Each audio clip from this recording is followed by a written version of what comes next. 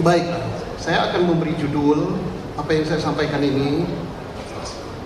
Perkaranya ada, tersangka tidak ada. Perkara tidak ada, terpidana ada. Saya ulangi.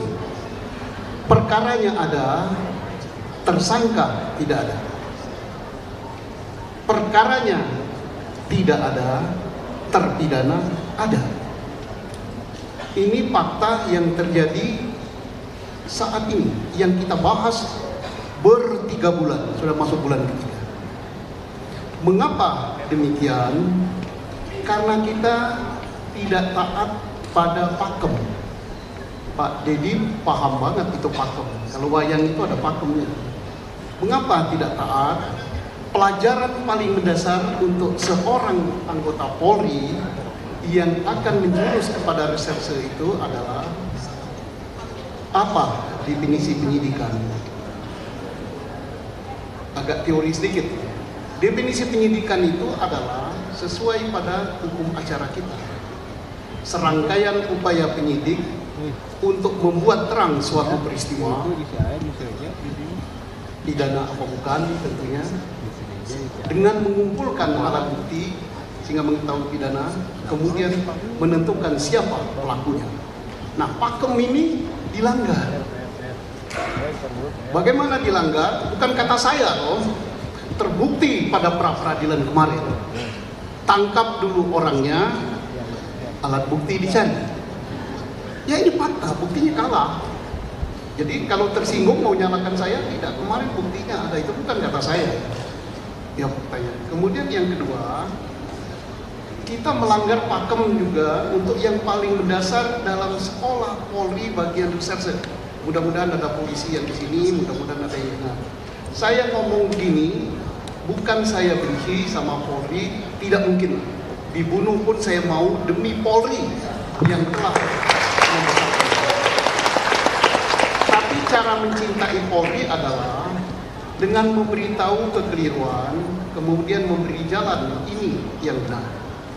Bukan dengan membabi buta, tidak ditunjuk jadi pembela Polri pun bela Polri.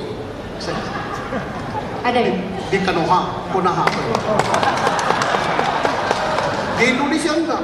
Ditunjuknya kapan, apapun membela. Tapi belanya babi buta dengan cara besar-besaran suara. Wah, ini kan mudah-mudahan pengacara ini nggak ada. Jadi teori mendasar apa? Triangle evidence, tempat mencari alat bukti. Di mana itu? Di segitiga itu. Di situ ada korban, di situ ada saksi, di situ ada barang bukti. Oke, saya kembali ke laptop. Untuk kasus ini. Kasus ini, laporan polisi pertama di Polres Sumber. Sebutannya Sumber, tapi nama resminya Polres Bogor Kabupaten. Cirebon Kabupaten. Wilayahnya meliputi jembatan flyover di Talun itu. Laporan polisinya kecelakaan lalu lintas. Datanglah polisi ke TKP, mengumpulkan alat bukti. Di situ ditemukan 1 jenazah, 1 belum meninggal. Di situ ditemukan darah, di situ ditemukan sepeda motor dan lecet, stangnya bengkok, spabornya pecah. Kemudian di shockbreakernya juga lecet, lecetnya lecet berat. Kemudian helm jatuh, darah bertumpuk di situ. Saksi pertama melihatnya katanya kecelakaan, melaporlah ke bengkel di situ, beritahu yang namanya Oki dan Yayan. Dia melawan arah menemui itu sampai menunggu polisi datang. Setelah polisi datang, baru Sohotor segala macam datang, jenazah yang hidup dan yang sudah meninggal dinaikkan ke mobil patroli, dibawa ke rumah sakit. Diproseslah sebagaimana proses, tidak perlu saya ceritakan di sini, sudah ada SOP-nya. Disimpulkan kecelakaan lalu lintas. Tas tuntas. Ya.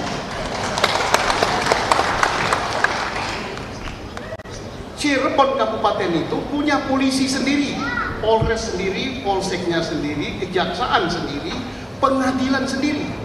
Disebut masyarakat setempat Polres Sumber. Udah tuntas.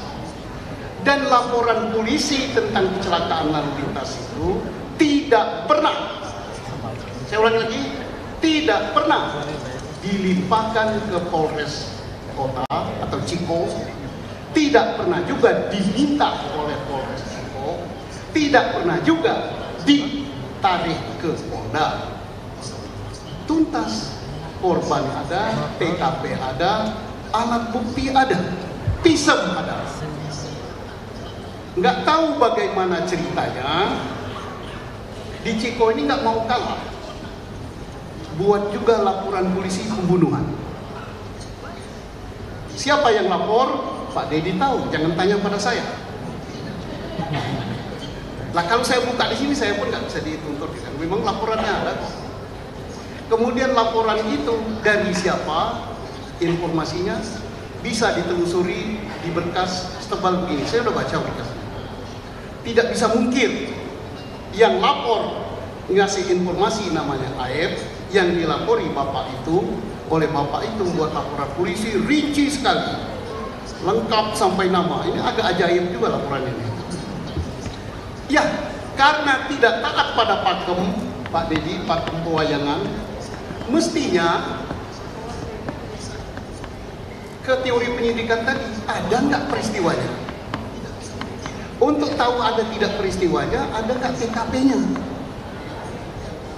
TKP-nya tidak ada. Yang ada TKP itu di atas jembatan. Sudah selesai diproses.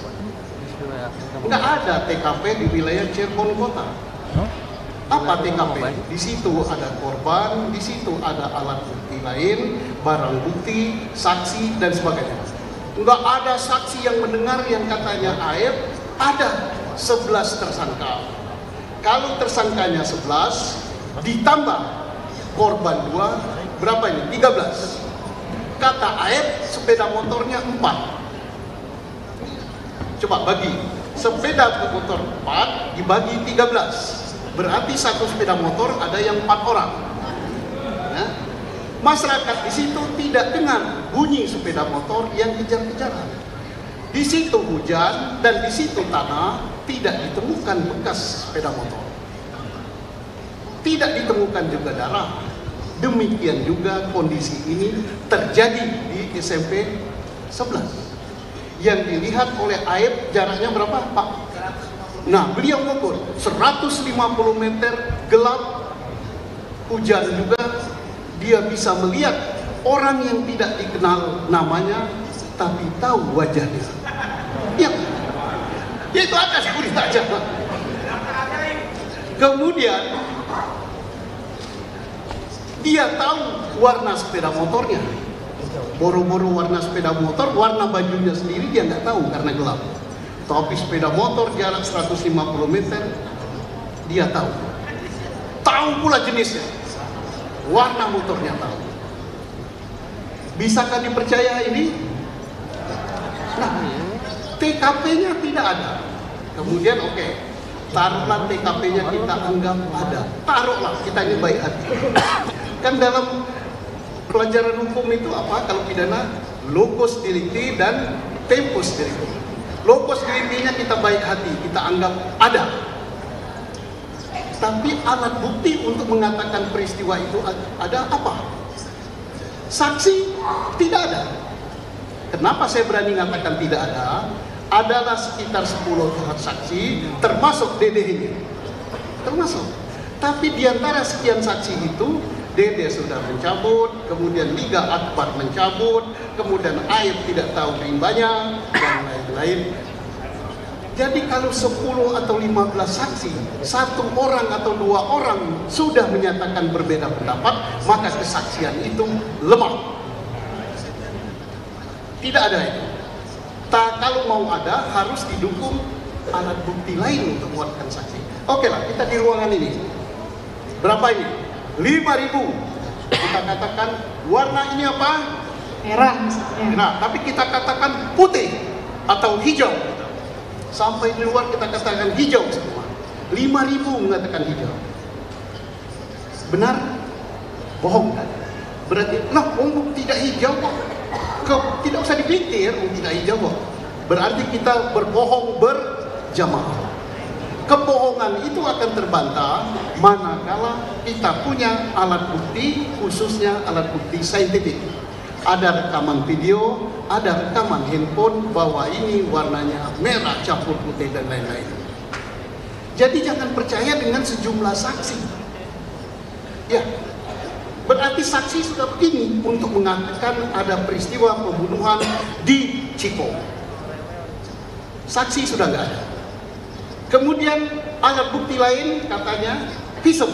Visum tidak sama sekali mengatakan itu akibat pembunuhan, akibat trauma benda tumpul.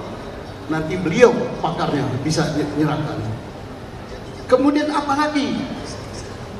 Keterangan daripada terdakwa sudah dicabut, bahkan di depan persidangan dicabut. Jadi apa lagi alat buktinya? Alat bukti saintifik ya nggak ada, CCTV nggak ada. Nanti Pak Rizal, Profesor Rizal menjelaskan lagi, dari HP juga nggak ada, darah nggak ada, kemudian pisem sperma nggak ada. Ya kalau gitu, adakah peristiwa pembunuhan di kota Cirebon? Lah kalau tidak ada peristiwa berarti kita mengadili hantu. Ya kita bolak-balik unta hantu aja, yang nggak akan selesai. Tinggal cepat mana kiamat sama selesai perkara ini.